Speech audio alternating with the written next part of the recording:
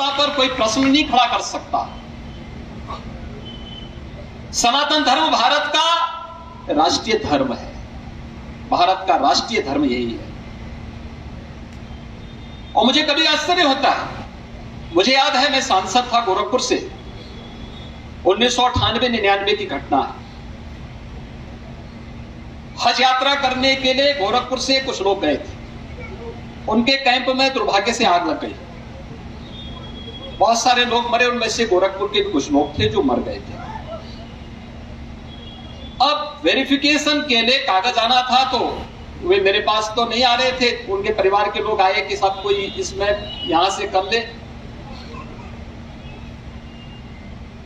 तो मेरे गुरुजी उनको जानते थे, तो उनके पास हो गए, तो उन्होंने कहा कि भाई ये लोग यहाँ मोहल्ले के रहने वाले हैं, ऐसे ऐसी घटना घटित हो गई है। तो मेरे लिए ये रोचक विषय था कि भाई कैसे हम इसको देखें। मैंने उनको बुलाया, बिठाया, मैंने कहा बताओ कैंप में आग लग गई तो बाहर भाग क्यों नहीं गए। मैंने पहले प्रश्न ये कहा उनसे, क्या प्रश्न किया, उन्होंने कहा साहब वहां पे तो हमारे साथ जो व्यवहार हो रहा था बड़ी वैसा व्यवहार हो रहा था, कोई निकलने नहीं देते। मैंने कहा क्यों नहीं निकलने देते। फिर दूसरा प्रश्न मैंने उनसे इस बात के लिए किया, मैंने कहा बताओ क्या है आखिर मामला। उन्होंने कहा आपको मालूम है कि जो भी हज करने के लिए भारत से या पाकिस्तान से जाता है या बांग्लादेश से इधर से जो भी जाता है, इनको किस नाम से संबोधित किया जाता है। मैंने कहा नहीं बताओ। कहा वहां हमें हिंदू नाम से संबोधित किया जाता है, यानी हज करने के लिए जा रहे हैं, संबोधन हिंदू का है, क्योंकि यह जाति सूचक शब्द नहीं है, भारत का एक सांस्कृतिक संबोधन है, भारत के सांस्कृतिक संबोधन का एक प्रतीक है। लेकिन दुर्भाग्य है उसको भी आज लोगों ने किस संकुचित दायरे में लाने का प्रयास किया है।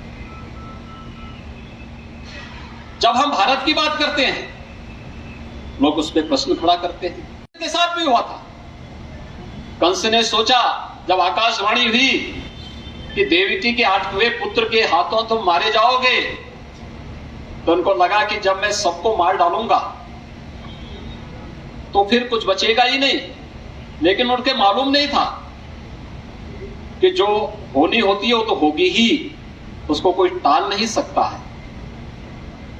और हुआ वही, मां देवकी के 8वें पुत्र से ही कंस मारा गया। कंस की हुंकार भी कृष्ण को रोक नहीं पाई थी। और सनातन धर्म पर प्रहार ये कोई नई बात नहीं है, अनेक आए।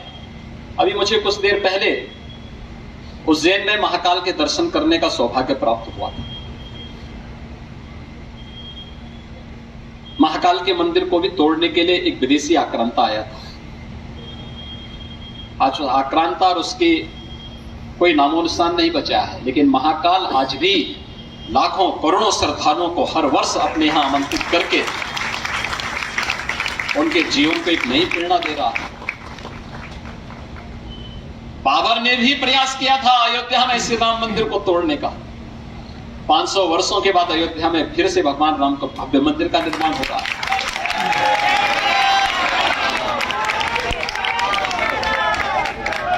औरंगजेब ने भी प्रयास किया था काशी में बाबा विश्वनाथ के मंदिर को तोड़ करके, लेकिन लोक माता देवी अहिल्या ने काशी में भगवान विश्वनाथ के मंदिर की पुनर्स्थापना का कार्य उस समय उस कालखंड में करके उन विदेशी आक्रांताओं की ओंकार को, उनकी तलवार का जवाब, उस चुनौती को स्वीकार करके किया था और कहा था कि सनातन धर्म शाश्वत है और शाश्वत रहेगा। लेकिन बहुत सारे लोग ऐसे हैं जो सनातन धर्म को आज कोसने का कार्य कर रहे हैं। वे भारत के अंदर रहते हैं, वे भारत के अंदर रह करके भारत के मूल्यों पर, भारत के आदर्शों पर, भारत के सिद्धांतों पर प्रहार करने में जब भी उन्हें मौका मिलता है कोई अवसर चूकते नहीं हैं। भाई हर कालखंड में हुआ है, ऐसा नहीं कि पहली बार हो रहा हो।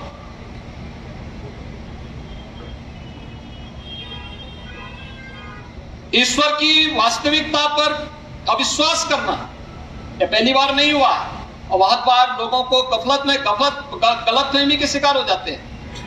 हिरण्यकश्यप ने भी कहा था प्रहलाद, अपने पुत्र प्रहलाद से, कि तुम नारायण विष्णु की उपासना करते हो, नारायण की जाप करते हो,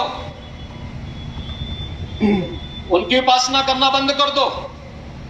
प्रार्थना करनी है तो मेरी प्रार्थना करो।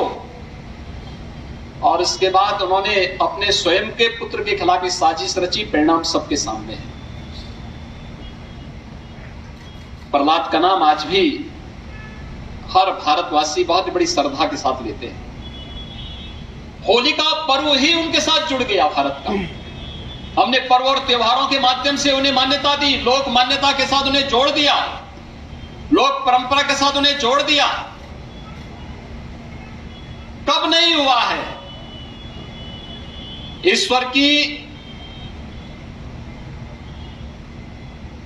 वास्तविकता पर प्रहार करने का प्रयास रावण ने भी किया था। परिणाम क्या हुआ था? रावण अपनी बुद्धिमत्ता से नहीं हारा, रावण अपने ऐश्वर्य से भी नहीं परास्त हुआ। रावण त्रिलोक विजयी रखने की क्षमता रखता था, लेकिन रावण को उनके अहंकार ने समाप्त कर दिया, क्योंकि वह भी ईश्वर की